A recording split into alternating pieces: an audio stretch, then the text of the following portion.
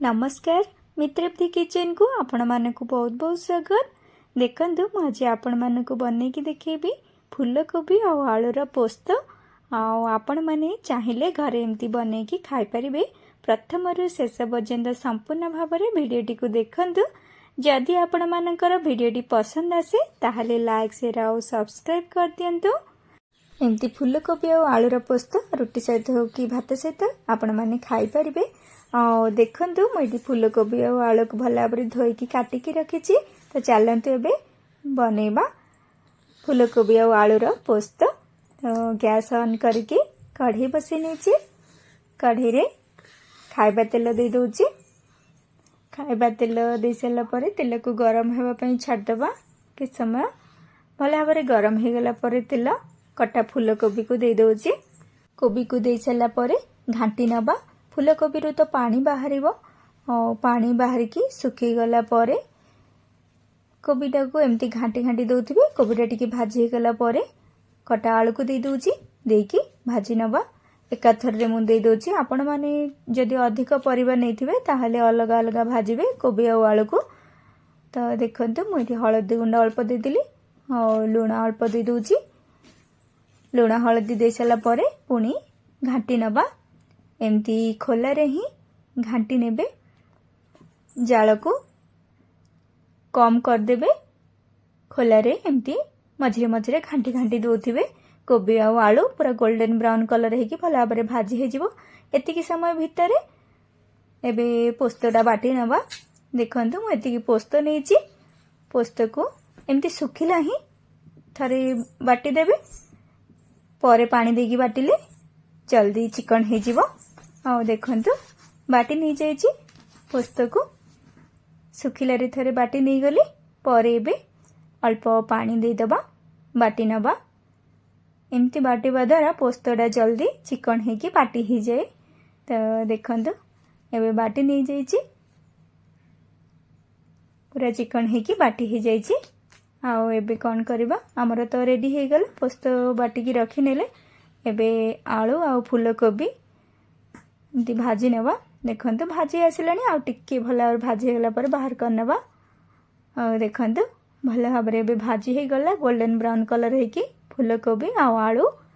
एबे प्लेट को बाहर कर नेबा। फूलकोबी आ आलू को मुझे अल्प तेल देकी भाजी की पोस्तटा बनैबी। आपण माने चाहिले छाणिकी भी करि परिबे। आपण मानकर भिडियोटी जदि पसंद आसे ताहले लाइक शेयर और सब्सक्राइब कर दियंतु। देखंतु फूलकोबी और आलू भाजी गला पर बाहर करनेली प्लेट को। सेई कड़े रे ही तेल अल्प दे दउची। तेल भल भाव गरम हो गला पर अल्प जीरा और सोरिष फुटण दे दउची। परे कटा पियाज दे दउची। पियाज को भल भाव भाजी हवा पई दबा। एमती घाटी नउथबा। देखंतु पियाज टिके भाजी आसलानी भल भाव गोल्डन ब्राउन कलर हे कि भाजी हे गला पर ही अदा रसुण छेचा देबा। तो देखंतु भल भाव भाजी हे गलानी। एबे अल्प अदा रसुण छेचा दे दउची। देकी अदा रसुण छेचा को भल भाव भाजी नबा। आपण माने चाहिले अदा रसुण रो पेस्ट भी नहीं परिबे। किंतु अदा रसुण छेचाटा बहुत भल टेस्टी लागि थाए तरकारी। तो देखंतु अदा रसुण भल भाव भाजी गलानी। एबे कटा टमाटर दे दउची।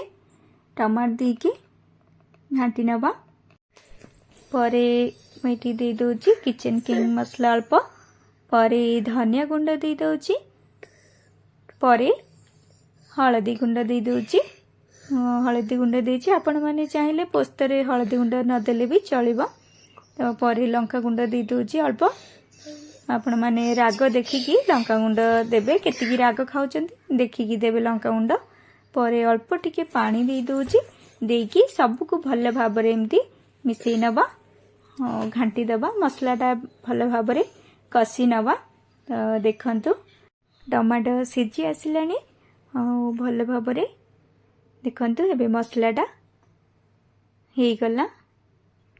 एबे कौन करबा फूलकोबी आलू को जो भाजी की रखी थिले आगरु दे दउची से मसला रे। देखंतु देकी एमती घाटी नेबे।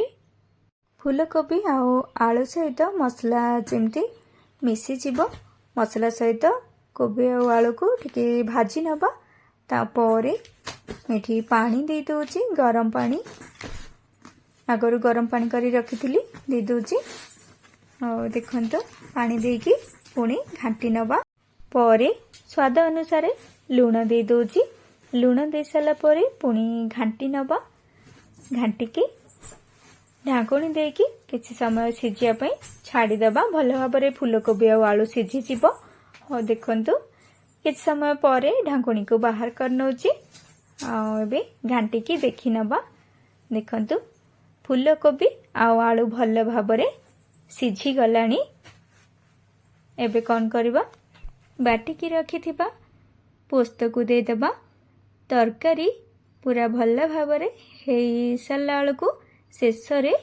पोस्त बटा को देबे तो देखंतु पोस्त बटा दे सारा परे घाटी नबा तरकारी पूरा एबे हमर